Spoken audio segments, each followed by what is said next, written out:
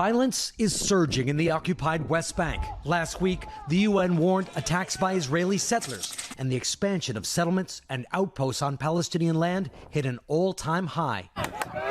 The latest and worst flare-up in months was sparked by a deadly clash near the Palestinian village of Tel.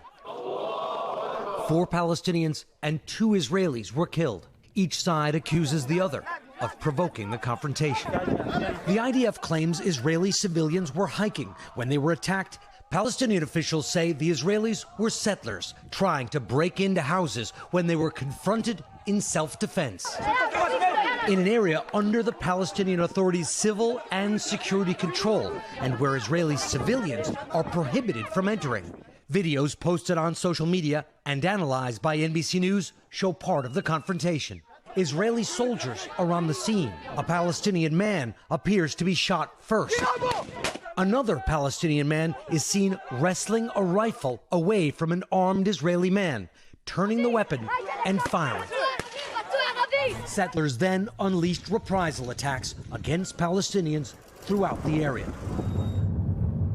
In Kusra, just south of Tel, the mayor showed me how his village and its 7,000 residents are being choked by growing numbers of settlers who are violently trying to push them out. All of is basically being surrounded. Yes. Mayor Abdelazim Wadi's brother and nephew were killed by settlers in 2023. His daughter's house was also set on fire in a settler attack. Why do you think the settlements are expanding and surrounding your village? What's the goal? He wants us to leave this land. Every time he push the people. I joined Mayor Abdelazim as he met and checked on Kusra's residents. Do you have any kind of security force at all? Or is there no security forces of any kind? No one help me in Kusra. Every time I'm go to help the family. Because no police, no government here. Look here, the mosque fire here from the settler. The Al-Rahma Mosque was attacked just days after the clashes in Tel. Witnesses say a group of settlers torched this mosque, and the reason why couldn't be clear. The attackers wrote on the wall here in Hebrew, "Revenge."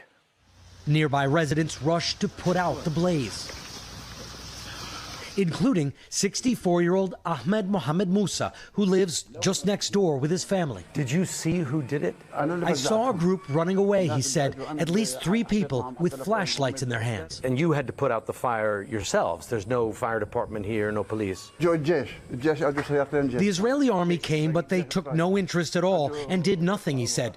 They're only concerned with defending the settlers.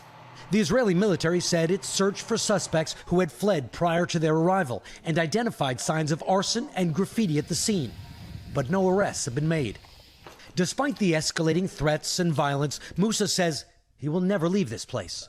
I would rather die with dignity on my land, he said. There's a saying in Arabic, whoever leaves their home loses their strength. I want to remain in my home and remain strong, he says. I continued with the mayor. Now we can go to the road. It's very dangerous. To the edge of the village, where on a hilltop, 3 Palestinian homes for months have been effectively cut off by settlers. So those are the houses right there, Palestinian houses that are surrounded by very aggressive settlers. The mayor is saying, don't even try and approach them because they'll come out and attack and maybe even shoot to kill. Do you have their phone numbers? Can we talk to the people who are there, maybe on the phone? Yes. We managed to reach 30-year-old Yusuf Abed Al-Salam, who lives in the middle house. السلام عليكم كيف حالك يا أستاذ؟ أنا اسمي ريتشارد أنجل من شبكة NBC News. He's saying that the settlers were in his house 15 minutes ago. Yusuf spent more than a decade building this home, where he lives with his wife and 2 young daughters. The oldest, just 4, is suffering serious psychological trauma, he says. They're facing constant harassment and intimidation. The family shared videos of settlers trying to break in. Their olive trees cut down. The settlers even grazing animals on their land. But Yusuf refuses to move out, fearing that if he does, his home and his land would be taken over by the settlers for good. How are you living totally surrounded, totally cut off. How are you surviving? احنا عايشين يعني في تقريبا نفس السجن، يعني بصراحه في سجن، يعني لا مي، قطعوا عنا المي تقريبا صار له شهر. الكهرباء قطعوها عده مرات تصلحها البلديه ويجوا بعد يوم يقطعوها، صار له تقريبا اسبوع فيش كهرباء. And I don't want to cause problems for you or for the mayor or for myself, but what would happen if I walked up this hill and came to you? ممكن يصير عليك خطر، يعني راح ينهكوك، راح يضربوك، مش راح بتوقع ما يخلوكش عايش يعني. The amount of intimidation, the amount of fear that Palestinians are experiencing just living in their own home. It is so bizarre. I can see him, but if we got close to him, he's even saying, don't come, otherwise you're going to get stabbed or shot or beaten perhaps to death. And this is not unusual. There are lots of villages in the West Bank that are experiencing the exact same scenario. Richard Engel, NBC News, Quds, the occupied West Bank. We thank you for watching, and remember, stay updated on breaking news and top stories on the NBC News app or watch live on our YouTube channel.